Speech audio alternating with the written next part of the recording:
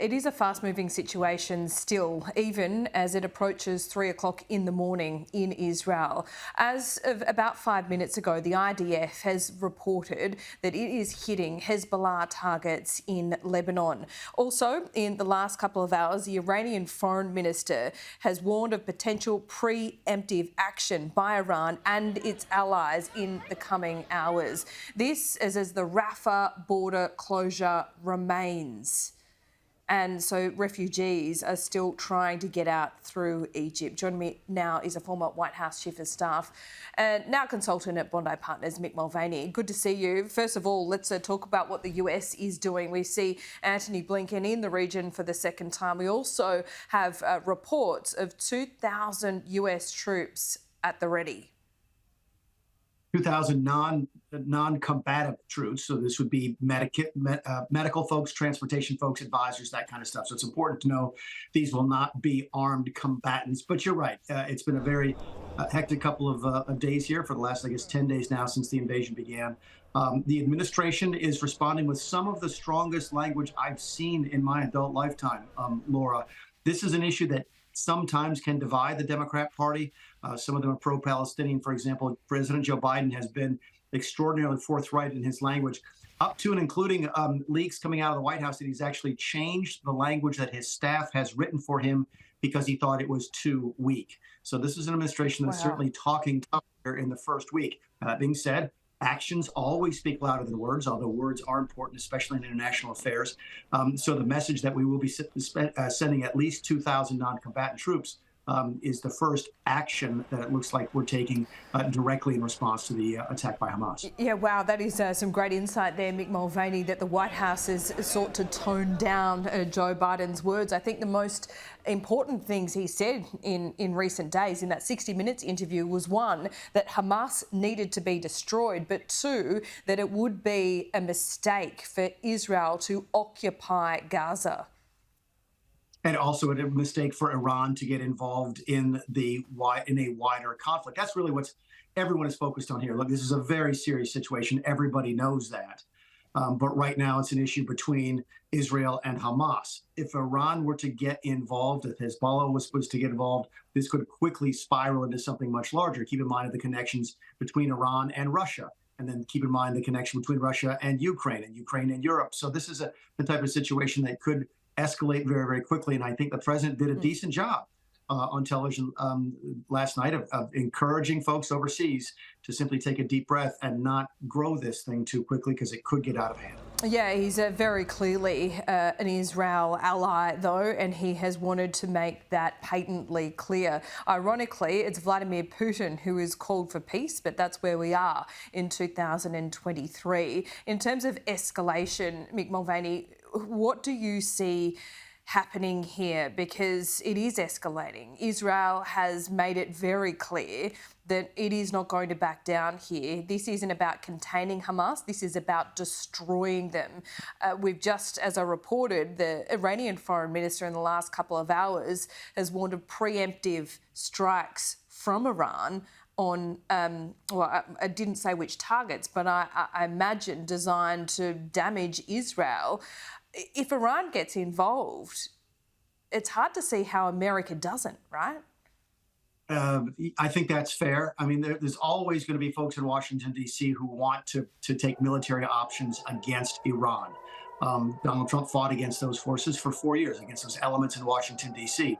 But if Iran were to attack a close ally of ours, it would be hard to see us not responding forcefully. That's really, again, what folks are focusing on here. You mentioned something in your introduction about it being 3 a.m. there, and we're hearing reports already that Israel is shelling targets in southern Lebanon, where Hezbollah is located. So the risk of this leaking out beyond just Gaza Strip seems to go up with every passing day.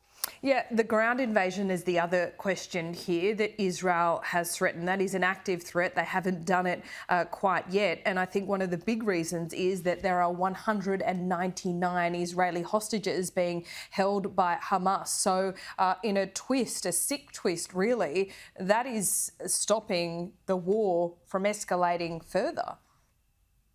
It is, by the way, there's also several dozen Americans in that nearly 200 size group of people being held.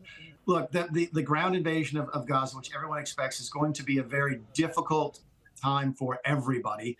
But the Israelis, especially right now, they have the sympathy of much of the world, much of the rational world. Certainly the anti-Semites have come out of the woodwork now to sort of attack Israel and blame Israel for this.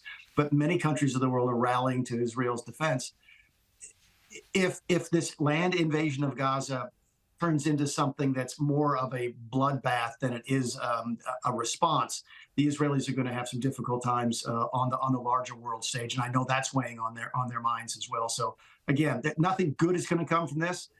There's many worse things that can come from it. Let's hope that things remain relatively calm. Again, relatively calm, and don't spiral out of control. Yeah, relativity at the moment is still a pretty grim situation. But Mick Mulvaney, from your time in the White House, and I'm not sure how seriously you had to be across the Palestinian-Israel conflict and whether that was, bubbling to the surface at any time. But to me, the rationale for a ground invasion and the logic of it seems strange. Yes, it would be an escalation, and that in and of itself sends a big warning to Hamas. But a ground invasion in such a small area that Israel has already destroyed much of would be hugely dangerous for Israel's own troops. And you'd have to think that it would just be to save hostages, but even that would be a very risky operation, right?